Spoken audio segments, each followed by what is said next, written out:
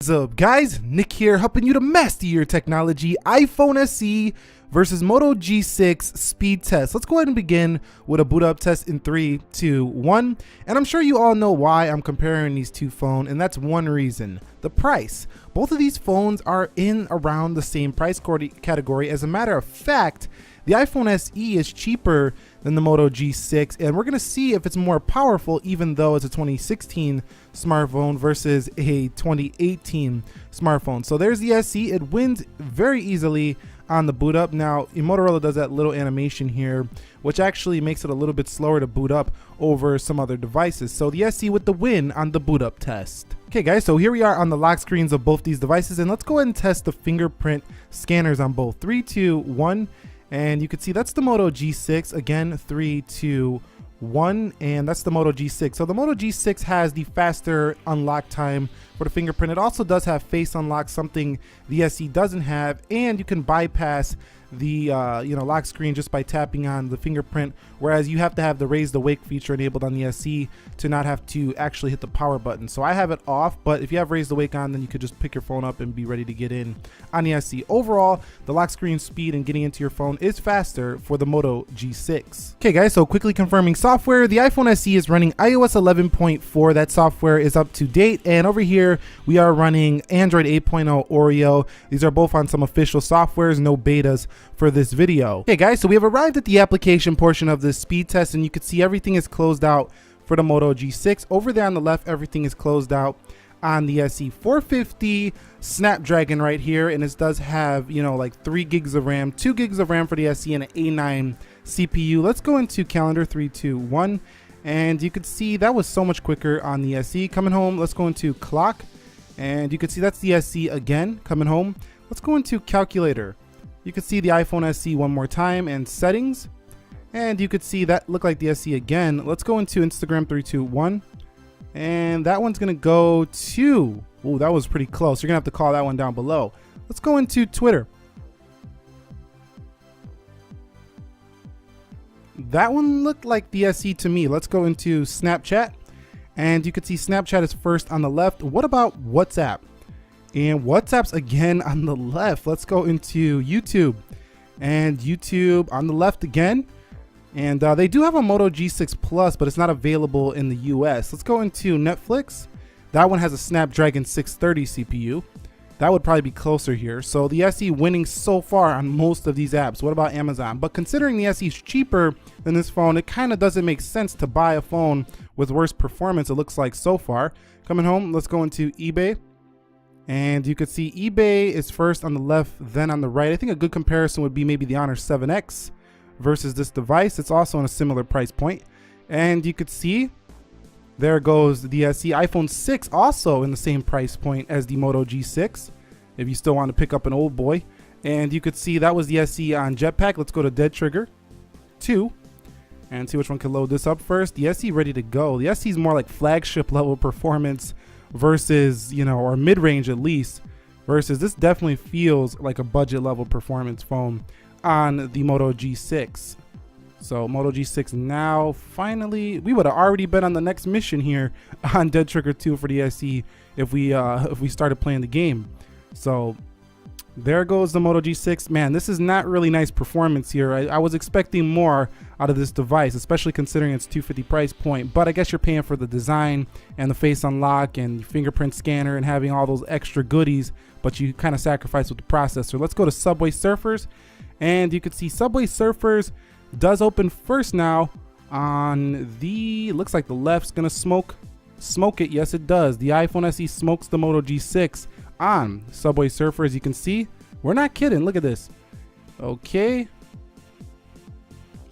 so while I don't think either one of these phones are blazing fast anymore, at least in this round, the Moto G6 is not looking too quick. Let's go into Slither, and you could see Slither is definitely on the SE. We're already playing. We're going to eat some worms up, or these little dots, and over here now we could play for the Moto G6. You do have the bigger, more crispy screen in the 1080, but I think the calibration and brightness is still better on the iPhone SE based on what I'm seeing so far. Let's go into Video Shop, and you can see Video Shop on the left, and then the right, Geekbench again loaded on the left, And then the right, let's go into speed test. And speed test is open about the same. I'm gonna call that one even.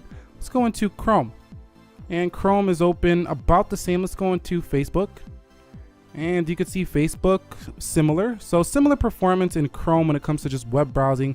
That's a pretty good thing because we don't want a slow web browsing device. So overall in the single core or the single round of speed test, it's pretty clear the SE was an easy win over the Moto G6, and it's coming in at about $100 less than this device at the current time. Okay, so we're gonna quickly run through the applications to see if we get any reloads here. We'll begin with the SE. You could see that's open.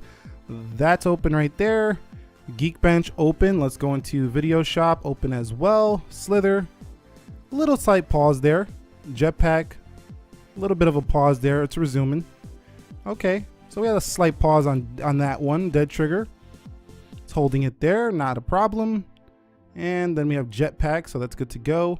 eBay, let's go into Amazon. 2 gigs of RAM, remember, for the SE, and you could see not quite as good as like iPhone 10 performance. YouTube, you could see, let's go into WhatsApp here, and let's go into Snapchat, and then Twitter, and Instagram, and let's go into settings. That's good. Calculator, clock, calendar. So good performance here on the multitasking for the SE. A little bit of a pause here and there on a couple apps, no big deal. Let's see if the Motorola with its 3 gigs of RAM can hold all these applications. I'm rooting for you, Moto G6.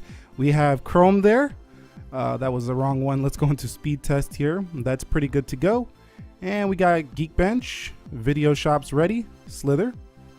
Okay, that was ready to go. Nice stuff. We were already in Subway Surfers. About ready to go. Dead Trigger 2. And it looks like we have a full reload here on Dead Trigger 2. Jetpack Joyride. Oh man, another reload here. You know, you can't fake this stuff on camera. This phone has more RAM and it just reloaded 2 apps in a row that were not reloaded for the SE. eBay, and you could see another reload. Amazon, wow, this is pretty disappointing considering the price point of this phone. $250 with tax.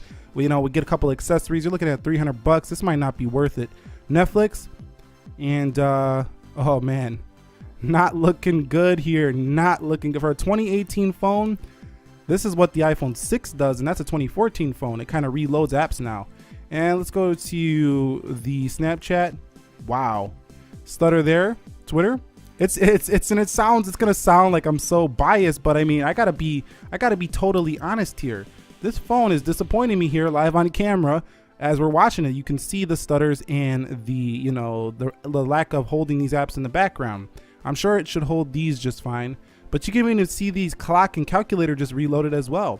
And calendar, again, this phone not going to be a great multitasking phone. So if you're going to be running more than a few apps, again, it's a $250 phone. A lot of tech publications and websites are going to tell you, oh, it's got nice design, but you've seen right here that performance is not really nice so far for at least the standard Moto G6. I'm not talking about the Plus, but the standard Moto G6. Hey guys, so that's it. The iPhone SE versus the Moto G6. What we learned here is that the SE is still the faster device. You're gonna pay less for this phone. The reason I really did this is because I wanted to see how good a budget phone's performance is in the Moto G6, and quite honestly, it's not bad. It's not that impressive either. So I think you might want to look for something that can perform a little bit better if you really care about performance. If you want a phone that's kind of trendy looking, at the tall display, 1080p, face unlock, it's still a great value with clean software, but it's just not amazingly quick with its Snapdragon 450. If you found this video helpful, enjoyable, entertaining, informing, do me a favor, click that like button for me. And if you're new here, consider subscribing for more.